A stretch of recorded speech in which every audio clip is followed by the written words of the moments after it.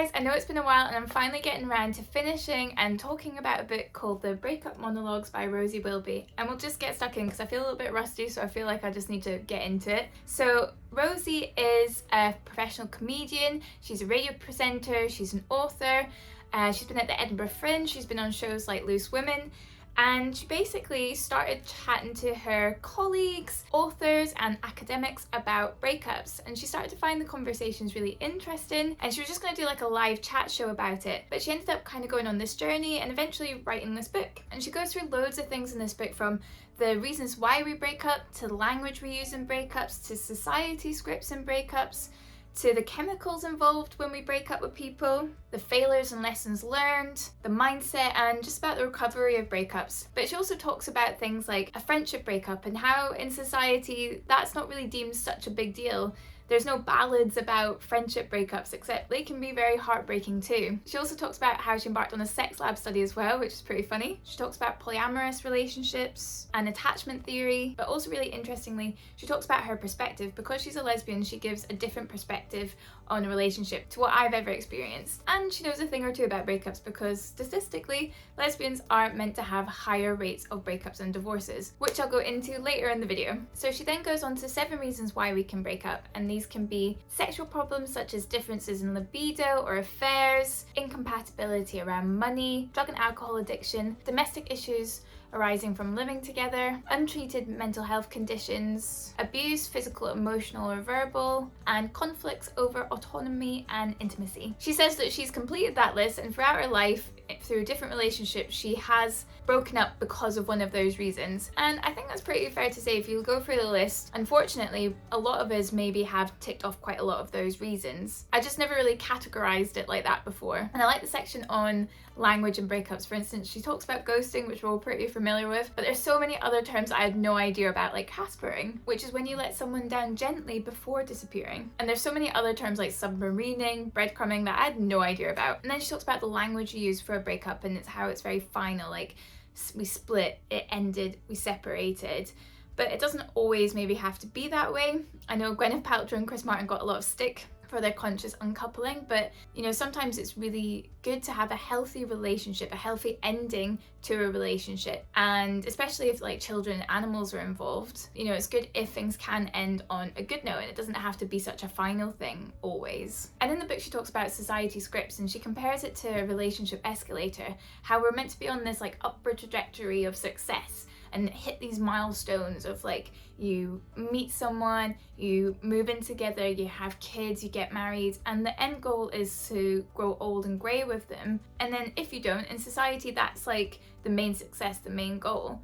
And anything other than that is seen as a failure. But if you're comparing any relationship to an escalator, you know that they require maintenance and that they can often break down. But even if we consider like culturally how wedding anniversary gifts are based on the longer you're together, the better the gifts. And maybe instead of comparing relationships to an escalator, we should maybe compare them more to relationship stairs, because you also have the option then of going up and down the stairs.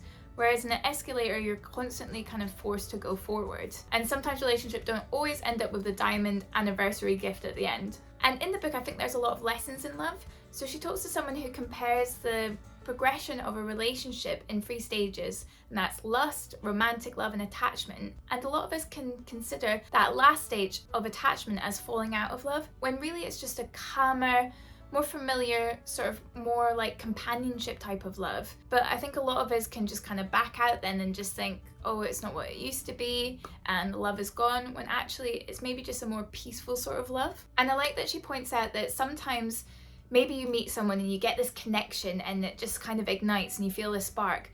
But she says, you know, sometimes to be wary of that, because what she's learned the hard way is that connection can actually be old trauma reigniting. And it's because pain can just feel familiar, so your body runs towards it. But sometimes you've got to be kind to yourself and choose someone different and not go for that same familiar relationship or person that hasn't been serving you in the past. And there's a lot of talk about in the book about how breakups are actually such a big piece of the puzzle in growing up and finding yourself and having that self-growth journey.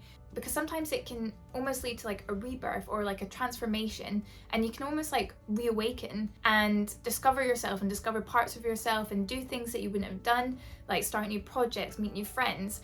And sometimes something so hard like a breakup actually leads to all those good things. She talks about how Dolly Alderton describes it as like breakup energy, and all that fury and anger and sadness can sometimes be totally transformed into something really positive.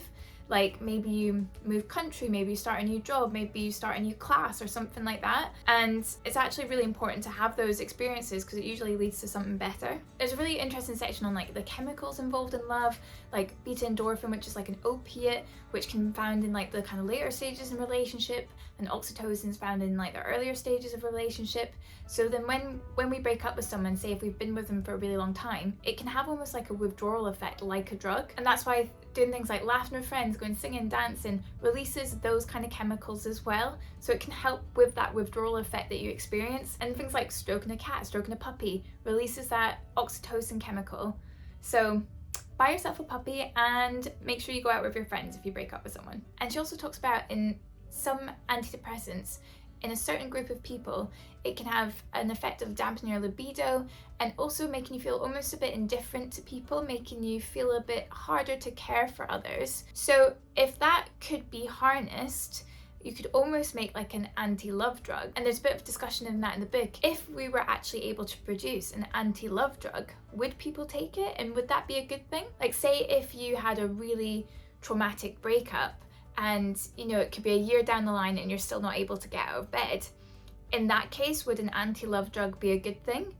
But if say you're just feeling a bit crappy after a breakup and you just took a drug, then that could really hinder the process of kind of recovery and learning from the mistakes that you really needed to learn after that breakup. So it's just interesting, like hypothetically, if there was a drug available, would people want to take it? My thoughts are I wouldn't ever want to take that kind of drug because I think it's so important to learn from your relationships. And I think if you mask that, then you would maybe be more likely to repeat the mistakes you've made in the past. Yeah, so just interesting, just wondering what your thoughts are. Would you want to take an anti-love drug or not if it was available? And then another section was on mindset and just about how, again, relationships can actually be such a positive thing and it can help you start a new chapter of your life. And it can almost be a bit like shedding the skin. You're still the same person, but you've maybe just lost a lot of tension or stress if it was like a bad relationship. And sometimes it's really difficult, I guess, if it wasn't you who initiated the breakup. And it's almost like shedding the skin because you're gonna have to shed that kind of past self a little and that past relationship in a way so you can start afresh. And she talks about therapy as well. So she says after one breakup she did go to therapy, but it wasn't because of that said breakup, it was because there were multiple breakups before that, and she felt it was almost like a psychological traffic jam of breakups that she kind of needed to like talk through and get out of her system almost. And I think that's such a great way of looking at it because she kind of knew that there had been a bit of a build up of all these feelings, and speaking to a therapist just helped her kind of deal with it and maybe just clear the way for a new relationship. And she says she doesn't feel it's any coincidence that the relationship after that, after she'd spoken to a therapist, was the most mature and honest relationship that she'd ever had. Because I think the beauty of a therapist is that they can also point out things that you just maybe don't see, and sometimes I think it's really hard to see a pattern until you can look back, and sometimes it's really hard to see a pattern yourself. You need someone objectively to see it as well, and you might not realize the pattern that you have until someone else points it out to you. And if no one points it out to you, then you could continue to be on that cycle of bad relationships. So I just think if you have been in a series of really bad relationships, therapy is something that could definitely be worthwhile. And I really enjoyed her perspective.